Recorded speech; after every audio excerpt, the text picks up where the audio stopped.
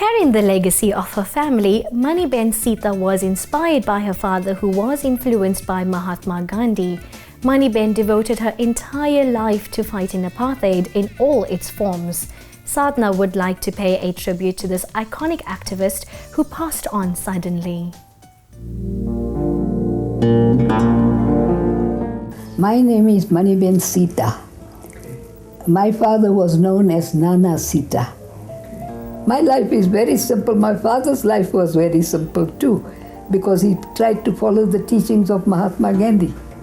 So I often think Gandhiji was like an adopted grandfather for us, because my father learned so much from him, and it all benefited us in the long run.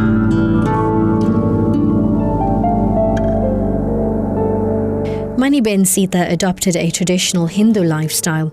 Her life was deeply influenced by Gandhi's teachings of non-violence or ahimsa, peace and satyam, and she remained a firm vegetarian throughout her lifetime. I thought to myself, suppose one day there is some struggle for the freedom of the oppressed people of this country. I would like to join that struggle.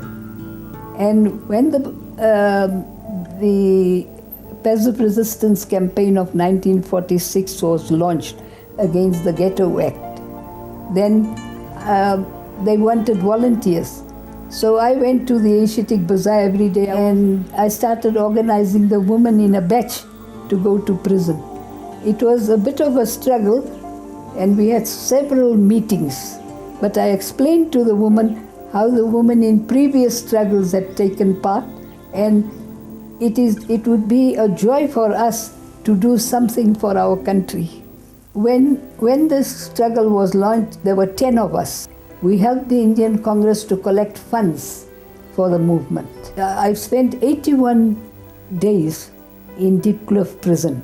What was the hardest thing about prison life was that we were locked up at 4 o'clock in the afternoon because the people on duty had to go home.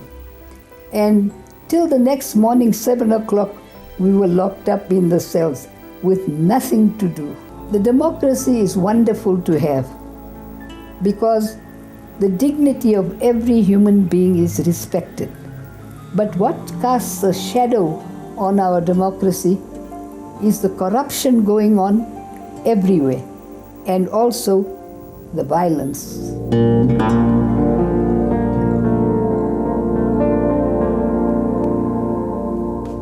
Elections for the national government took place in 1994, in April. But for local government, there was a time period. That election took place in the November of 1995, and I won the contest. So I went to Centurion. For 5 years I was in council. We can never give up hope, because the majority of the people are good people. And because they are good, we still have a hope that South Africa will go forward.